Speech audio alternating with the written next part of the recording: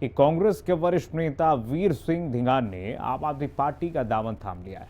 इस दौरान दिल्ली के पूर्व मुख्यमंत्री आम आदमी पार्टी के संयोजक अरविंद केजरीवाल मौजूद रहे। आम आदमी पार्टी में शामिल होने के बाद वीर सिंह धिंगान से हमारी सहयोगी कंचन अरोड़ा ने खास बातचीत की है, एक्सक्लूसिव बातचीत की है, सुना देते हैं आपको। चुनाव नजदीक आने के साथ ही पार्टी छोड़ना और दूसरी पार्टी में शामिल होने का सिलसिला हमेशा ही जारी रहता है और इसी कड़ी में वीर सिंह ने आम आदमी पार्टी का दामन थामा। उन्हीं से बात कर लेना चाहेंगे। वीर जी, क्या वजह रही? क्योंकि कांग्रेस आम आदमी पार्टी से बहुत पुरानी पार्टी है। आप कई बार विधायक के तौर पर काम कर चुके हैं, SC/ST के चेयरपर्सन के तौर पर आप काम कर चुके, तमाम तरीके की गतिविधियां राजनीति में आपकी रही है, वजह क्या रही?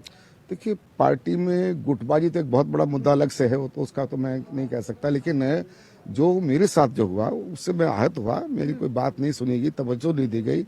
मेरी समस्याओं को, जिस समाज से मैं आता हूँ, दलित समाज से, उनके फेवर की कोई बात लेकर गया, कभी मैं उस पर बिल्कुल गौर नहीं की, अनदेखी की, उसकी अनदेखी उनकी क्या मेरी पूरी तरह से अवहेलना हुई, इस तरह से अनदेखी हुई। इसलिए मुझे निर्णय लेना पड़ा कि मैं अब मुझे ये पार्टी अच्छी लगी, क्योंकि दलितों के लिए, समाज के लिए, आवाम के लिए, दिल्ली के लिए जो काम कर रहे हैं उसका मुझे बेहतर लगा, इसलिए मैंने आम आदमी पार्टी ज्वाइन की है। जब जो कोई भी व्यक्ति पार्टी छोड़ता है तो उस पार्टी के लिए यही शब्द कहता है, चाहे आम आदमी पार्टी छोड़ के जाने वाले राजकुमार आनंद या फिर राजेंद्र पाल गौतम की बात कर लें, और कांग्रेस छोड़ के आपका आम आदमी पार्टी में शामिल होने की। देखिए, मैंने वो बात नहीं कही है, ना कभी किसी को मैंने बताया ना कि मैं जन्मजात का कांग्रेस का आदमी था। अगर ये कोई निर्णय लिया है तो उसको बहुत बड़ी कोई बात ना कोई बात होगी ना। किस शीर्ष नेतृत्व? मैं बता रहा हूँ ना कि लोगों को मिलने तक का समय नहीं दे रहे हैं लोग। पार्टी के शीर्ष नेता, मैंने वेणुगोपाल जी का नाम लिया था अभी। मैं कई बार प्रयास किया उनके दफ्तर में, ACC मैंने बहुत सारे चक्कर काटे, लेकिन कभी उसको कोई तवज्जो नहीं दी गई।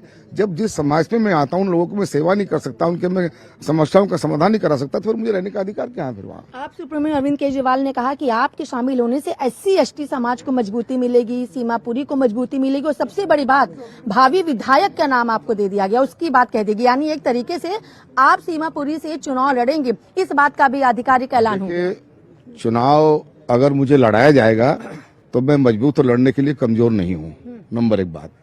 दूसरी बात, जहां तक SC/ST की हम बात करें तो काफी सारी योजनाएं उन्होंने बनाई हैं। दिल्ली के शिक्षा के स्तर को सुधारने के लिए काफी काम किया है।